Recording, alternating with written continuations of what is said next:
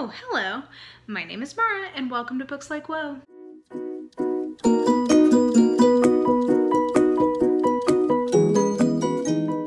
So we are wrapping up March Mystery Madness today. Now it's technically April, but you know, I wanted to, with the timing of everything, this is just when this worked out. And technically I do have, I think, a day or two left in March, but I am done reading mysteries. I've taken a journey. I think you guys have seen my thoughts about how this has made me think about like the ethics of mystery reading, and like I need a break. So I'm gonna go like hard into fantasy, I think, next, or like maybe some romance, who even knows.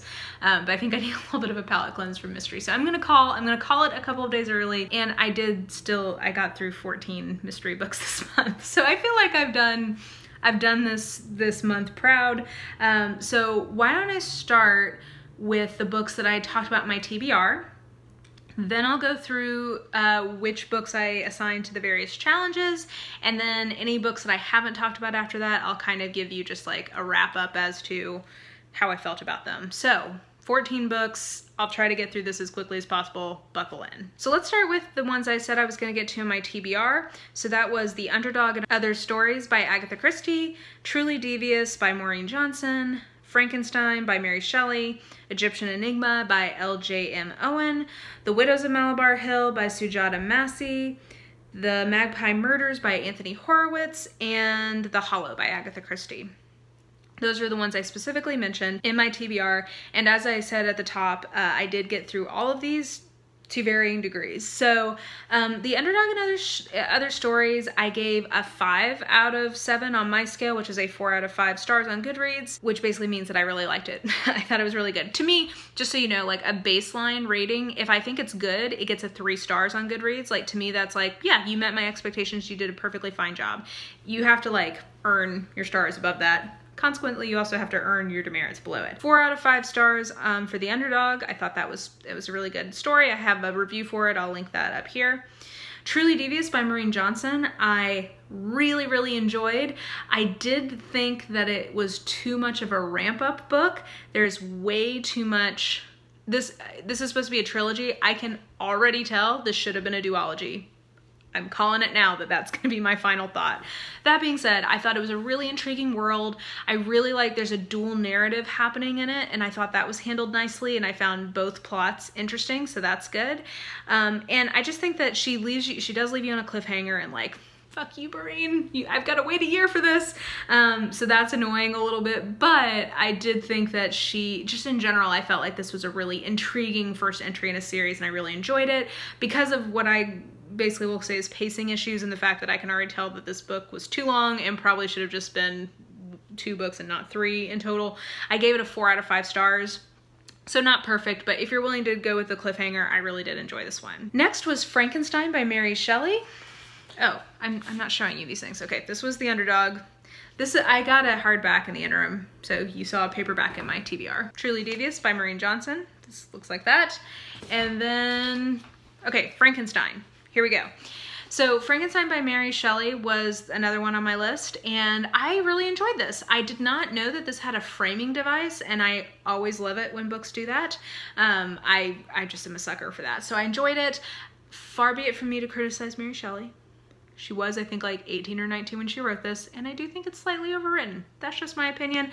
But on the whole, really enjoyed this. Like, not hard to get through. If you're looking for an approachable classic, I wouldn't say this is the most approachable classic I've read, but it's up there. Like, I think this could be a solid place to start. If I was, just side note, gonna give you recommendations on that, I would say Wilkie Collins or Oscar Wilde or Jane Austen would all be a little friendlier entry points. But anyway, I thought this was really good. I gave this a 4 out of 5 stars on Goodreads. Good. A little overwritten, but very good. So next was The Egyptian Enigma by L.J.M. Owen. I gave this one a 3 out of 5 stars on Goodreads. This is something that I literally will never think about again. My suggestion on this would be that you read the first, like whatever the sample they'll give you from Amazon, read that and see if you like the writing style. If you like the writing style, you're gonna like this book. I didn't really love the writing style and the way the narrative, like the dual timeline thing, was handled. I just didn't think it was done as well as I would like. So while I thought it was perfectly fine, I think that if it hadn't been on this list and if I hadn't already DNF'd a couple of other things on this list, I think I probably would have DNF'd this just because I wasn't super feeling it. But this is definitely a case of it's more me than the book. And like I said, I think try the sample. If you like the sample, you'll like the book. So yeah, it was fine. I gave it a 3 out of 5 on Goodreads. Okay, now I've got 2 that I DNF'd, and let me, like, hear me out on this. So the first was The Widows of Malabar Hill by Sujata Massey.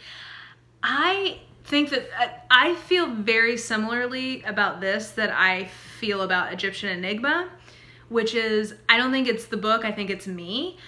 I think that this book, I read the first probably 20-ish% of the book, and my take on this was, this is perfectly good. This is not special enough for me to continue, personally. It just didn't, the voice didn't connect. I mean, it was fine. The voice was fine. There's nothing wrong with it. It wasn't strong enough for me to like really get invested in it.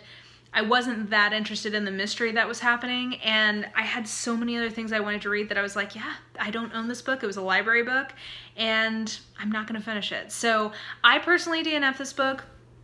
But I think that, again, try getting a sample. If you're intrigued by the world that's being set up, give it a try. It's a perfectly well done book, just not for me. So that's I'm gonna call that a full DNF. And then the other book that I did not finish but I attempted to read was The Magpie Murders by Anthony Horowitz. Now this is a case of, I think I will like this. So I call this a strike book. So I give books where I start reading it and I think I'm not into this right now, but I think I would be in a different context. I give them 3 strikes and then they're out. So this is its first strike. I tried to read it and was like, I just don't think this is what I'm in the mood for right now. So we'll see. I'm gonna come back to it at another point in time, but I've taken it off my active TBR. I'm gonna give it some breathing room. I'm gonna give me some breathing room, and we'll come back and see like how we're feeling later. And then the last one that I explicitly called out in this TBR was The Hollow by Agatha Christie. It was part of Project Poirot. I'll link the video I did on it above. Fine, like it was okay. It was fine. Not one of her best, not one of her worst.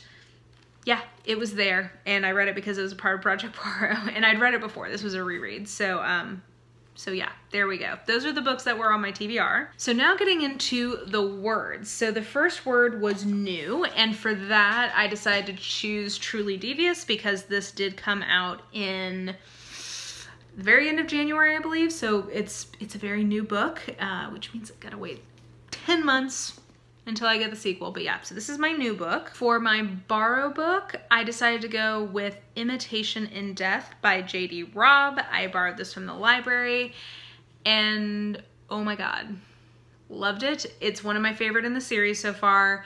It made me laugh, it made me cry. Again, if you watch my ethics about mystery reading, it sparked a lot of internal like feelings and thoughts in me.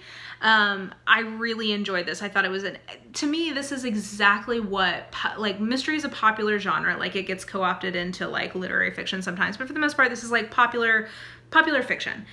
This is popular fiction done with excellence, and I just appreciate the hell out of her for being able to do that. This is an excellent example of the genre, and it shows that just because it's popular fiction doesn't mean it can't have some thematic depth happening with it. I just thought that this was a really great entry in this series. It's a series I highly recommend, and I gave this a 5 out of 5 on Goodreads, which would be a 6 out of 7 on my scale. So really enjoyed that one. Okay, next is the word shelf, and for that I originally was going to use my electronic shelf because I had this as an ebook and I loved it so much that I bought it as a physical book, and that is Every Heart a Doorway by Shauna McGuire. Now, I did not know that this had a murder mystery in it, and when I found out, I was like, oh, okay, great, this is a great excuse to read this. Oh my gosh, this is so good. What to even say about this that hasn't been said? I think this is one that I'm gonna talk about. I'm filming this before I've done my wrap up for the month, but I'm gonna go ahead and say I talk about this in my wrap up, so I won't gush about this too much here. Suffice it to say, this is just a fantastic book. It does have a mystery in it, and it was on my shelf, so it qualifies. I give this a 5 out of 5 on Goodreads, which is a 6 out of 7 on my scale, and I just love the hell out of this book. I thought it was really, really good, and I cannot wait to continue in the series, and I'm so glad that I think it has the promise of being a pretty long running series. So, oh, so good. Oh, and did I mention, just so you know, this is YA fantasy? Just FYI. Okay, for historical, I went with Suspense and Sensibility. Now, this is a book that I did have in physical form, but I have since taken to the used bookstore. This is one that I gave a 3 out of 5 on Goodreads, a 4 out of 7 on my scale, in that this was a perfectly adequate book. I enjoyed it while I was reading it, and I will never think about it again. It's a Pride and Prejudice sequel, so it's Mr. and Mrs. Darcy, but it's a series where they solve mysteries. I think my problem with this book, the reason I didn't like it more, because I actually thought it was quite well written, and it's one of the best sort of fan fiction that has gotten published from the Pride and Prejudice verse that I've read. I thought it was well written.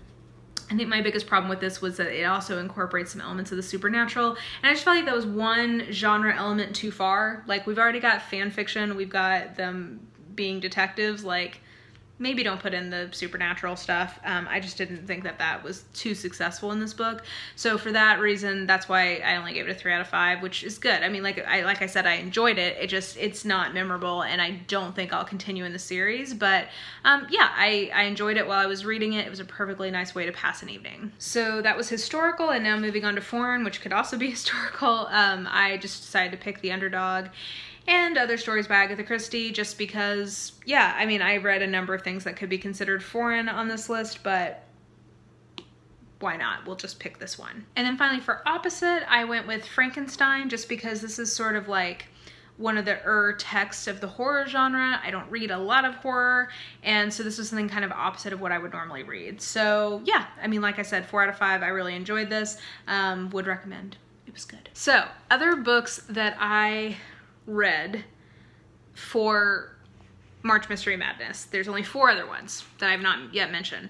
So the first one is Portrait in Death by J.D. Robb. So this is the book before Imitation in Death, and I did not think that this one was particularly a great entry. I think I gave it a 3 out of 5 on Goodreads. It was fine. It was perfectly fine. Not one of the better ones. I did read Mrs. McGinty's Dead for Project Poirot by Agatha Christie, that I don't want to get into my rating of because the review of it is going up on Friday. So if you want to know what my thoughts about this are, tune in on Friday. In summary, I don't think it's one of the great ones, but it's not terrible either. But you'll get more thoughts on that later from me. Then I DNF'd the shit out of Party Girls Die in Pearls by Plum Sky. Ugh, I had a physical copy of this. I took it to the used bookstore. I really strongly disliked this book. I was rooting for the protagonist and her best friend to be the ones who were murdered next, so that's not a great sign. Good sign, it's time for you to DNF something. And there are all these obnoxious footnotes, and I'm like, sweetie, sweetie, sweetie, sweetie. David Foster Wallace, you are not. I don't need this from you. I can tell you're feeling yourself right now. I'm not feeling it, and I'm being very glib. I salute anybody who is able to finish a novel and get it published. That is admirable. This is just a book that did not work for me and I did not like, so I DNF'd the shit out of that book. And then finally, one of my favorite reads of the year so far was I'll Be Gone in the Dark by Michelle McNamara. This is a true crime book about the Golden State serial killer, / also sort of a memoir. It's kind of a genre bender, but it was just really excellent. I highly recommend it. I will be doing, you will see at some point from me, a yay or nay review about it, just quick kind of unpacking further of my thoughts. But again, this is one of the ones along with Imitation in Death that sent me on my soul searching who am I as a mystery reader? So I just really enjoyed it. I thought it was really, really good. So yeah, that is my wrap up for March Mystery Madness. Like I said, I got through 14 books. That being said, I DNF'd 3 of them, but I read enough of them to dispose of them. How about that? Yeah, I think it was a successful venture for me. I made some really good progress on some of the mysteries on my TBR. You know, I always am reading for Project Poirot. Oh, I guess I also read Crooked House, but I didn't talk about that. That wasn't as, yeah, anyway. I would not have even included The Hollow if I hadn't mentioned it in my TBR. So anyway, side note. All that to say, it was a very successful month. I really enjoyed hosting this, and I found some new channels, which has been really fun. I hope you guys have found some new channels through this if you are a normal watcher of me. There's lots of other folks on this list who I'm sure you would really enjoy checking out, so definitely take a look at their info in the description box below. If you found me through March Mystery Madness, welcome, hi. I'm not gonna be talking about mysteries as concentratedly as I have been this month. But I do Project Poirot every week, so that will be happening for another few months. And yeah, I am a regular reader of mystery, so yeah, I would love for you to stick around and see the other things that are going on this here channel. But anyway, I really enjoyed it, and I think that that's gonna do it. If you enjoyed this video, or if you've enjoyed March Mystery Madness, please like, subscribe, follow me on the social medias if you are so inclined. I have all that information listed in the description box below, and I think that that will do it. Have a great day, have a really great day, and I will talk to you, I believe, tomorrow.